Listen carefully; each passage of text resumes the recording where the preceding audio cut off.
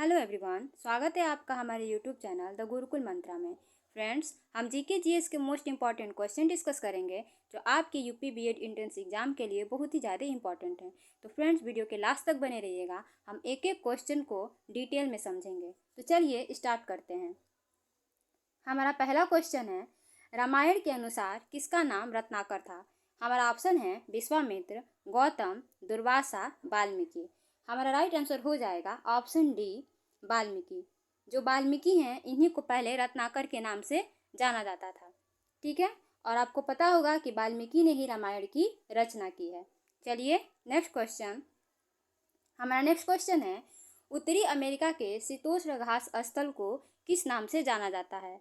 हमारा ऑप्शन है pampas, step, prairie, down.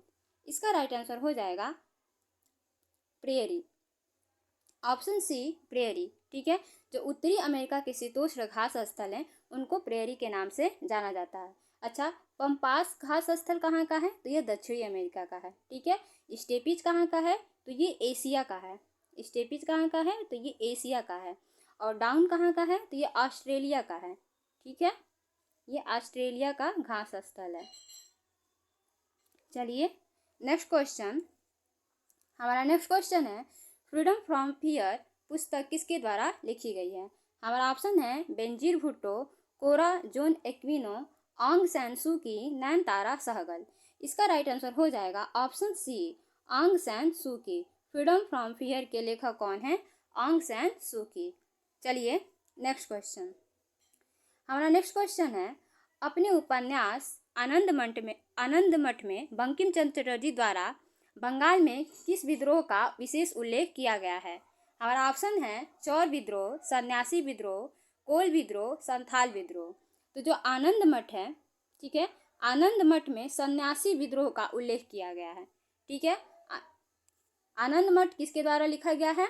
तो बंकिम चंद्र चटर्जी के द्वारा लिखा गया है। और इसमें किस विद्रोह का उल्लेख किया गया है? तो सन्यासी विद्रोह का उल्लेख किया गया है। चलिए नेक्स्ट क्वेश्चन। हमारा नेक्स्ट क्वेश्चन है, संविधान सभा ने राष्ट्रगान को कब अपनाया? हमारा ऑप्शन है 25 जनवरी 1950, 26 जनवरी 1950, 24 जनवरी 1950 एंड 29 जनवरी 1950। इसका राइट आंसर हो जाएगा ऑप्शन सी, 24 जनवरी 1950। संविधान सभा ने राष्ट्रगान को कब अपनाया था? तो 24 जनवरी 1950 को अपनाया था। अच्छा, राष्ट्रगान किसने लिखा है? तो रविंद्रनाथ टैगोर ने लिखा है। किसने लिखा है? रविंद्रनाथ टैगोर ने। अच्छा, हमारा राष्ट्रीय गीत क्या है? वंदे मातरम। हमारा राष्ट्रीय गीत क्या है? वंदे मातरम। और राष्ट्रगान जनगण मन। तो वंदे मातरम किसने लिखा? वंदे मातरम किसने लिखा? तो बंकिम चंद्र चटर्जी ने लिखा था। किसने लिखा था? बंकिम चंद्र चटर्जी। बंकिम चंद्र चटर्जी ने राष्ट्रगीत को लिखा था। चलिए नेक्स्ट क्वेश्चन। हमारा नेक्स्ट क्वेश्चन है, दिल्ली सुल्तान का शासन कब प्रारंभ हुआ? हमारा ऑप्शन है 1106 ईस्वी, 1206 ईस्वी, 1306 ईस्वी, 1406 ईस्वी। इसका राइट आंसर हो जाएगा 1206 ईस्वी, ऑप्शन बी 1206 ईस्वी। तो दिल्ली सुल्तान का शासन है वो 1206 ईस्वी में इसकी शुरुआत होती है। अच्छा ठीक है, इस सल्तनत की स्थापना किसने की थी? अगर क्वेश्चन पूछे कि दिल्ली सल्तनत की स्थापना किसने की थी, तो इसका आंसर हो जाएगा कुतुबुद्दीन ऐबक ने। कुतुबुद्दीन ऐबक ने इसकी स्थापना की थी। ठीक है, देखिए दिल्ली सल्तनत से बहुत ज़्यादा क्वेश्चन पूछता है। दिल्ली सल्तनत में 5 वंश आते हैं। ठीक है, एक एक को हम देखेंगे। दिल्ली सल्तनत में 5 वंश आते हैं। ठीक है, 5 वंश दिल्ली सल्तनत में आते हैं।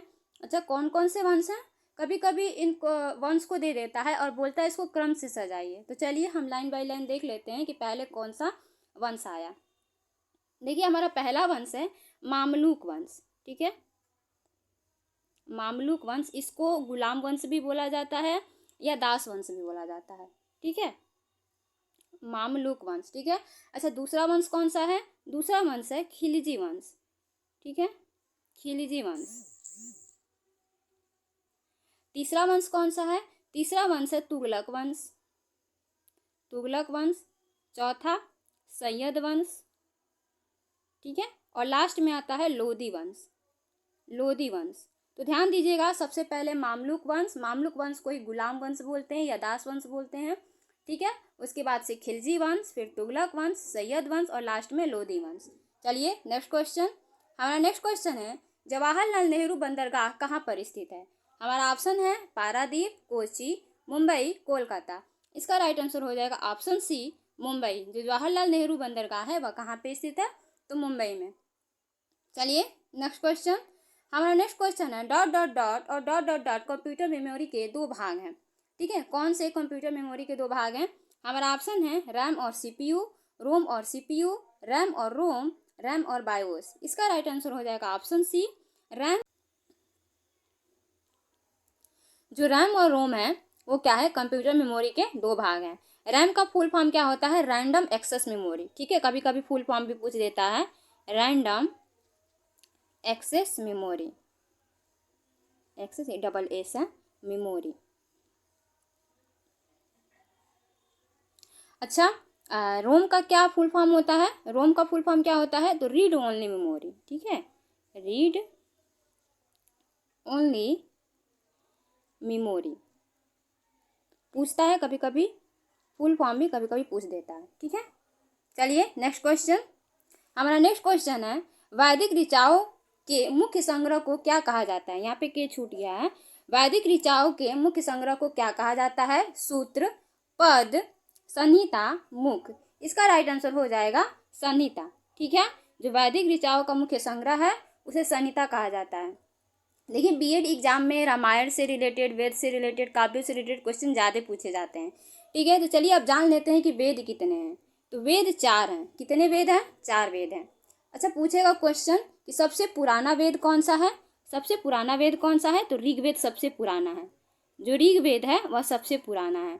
ठीक है, वेद कितने हैं? 4 हैं। ऋग्वेद सबसे पुराना है। कौन कौन से 4 वेद हैं? तो ऋग्वेद, सामवेद, यजुर्वेद, ठीक है, और अथर्ववेद। ठीक है, चलिए नेक्स्ट क्वेश्चन। हमारा नेक्स्ट क्वेश्चन है निम्न में से किस वर्ष पहली बार राज्यसभा का गठन किया गया था? हमारा ऑप्शन है 1952, 1947, 1950, 1948। इसका राइट आंसर हो जाएगा ऑप्शन ए 1952। 1952 में राज्यसभा का गठन किया गया था संविधान सभा द्वारा। चलिए नेक्स्ट क्वेश्चन। हमारा नेक्स्ट क्वेश्चन है लेजिम नृत्य शैली का संबंध निम्न में से किस राज्य से है? ठीक है, हमारा ऑप्शन है कर्नाटक, बिहार, महाराष्ट्र, गुजरात। तो जो लेजिम नृत्य शैली एक प्रकार की लोक नृत्य शैली है और ये कहाँ का लोक नृत्य है? तो ये है आपका महाराष्ट्र का। ठीक है, ये महाराष्ट्र का क्या है? लोक नृत्य शैली है। चलिए नेक्स्ट क्वेश्चन। नेक्स्ट क्वेश्चन है चंद्रगुप्त मौर्य ने अपने अंतिम दिन कहाँ गुजारे थे? ठीक है, हमारा ऑप्शन है काशी, पाटलिपुत्र, उज्जैन, श्रवण बेलगोला। इसका राइट आंसर हो जाएगा ऑप्शन डी, श्रवण बेलगोला। जो चंद्रगुप्त मौर्य हैं वह अपने अंतिम दिन कहाँ गुजारे थे? तो श्रवण बेलगोला में गुजारे थे। और ये श्रवण बेलगोला कहाँ पे है? तो ये कर्नाटक में है। ठीक है, चलिए नेक्स्ट क्वेश्चन। हमारा नेक्स्ट क्वेश्चन है दक्षिण भारत में प्रसिद्ध जैन केंद्र कहाँ स्थित है? ठीक है, दक्षिण भारत में प्रसिद्ध जैन केंद्र कहाँ स्थित है? हमारा ऑप्शन है रामेश्वरम, कांची, मदुरई, श्रवण बेलगोला। इसका भी राइट आंसर हो जाएगा श्रवण बेलगोला। ठीक है, ऑप्शन डी, श्रवण बेलगोला। जो श्रवण बेलगोला है वहाँ पे जो जैन धर्म है वहाँ का प्रसिद्ध केंद्र है दक्षिण भारत में, श्रवण बेलगोला है। और ये कहाँ पे है? तो मैंने पहले ही बताया कि ये कहाँ पे है, तो ये कर्नाटक में है। ठीक है, चलिए नेक्स्ट क्वेश्चन।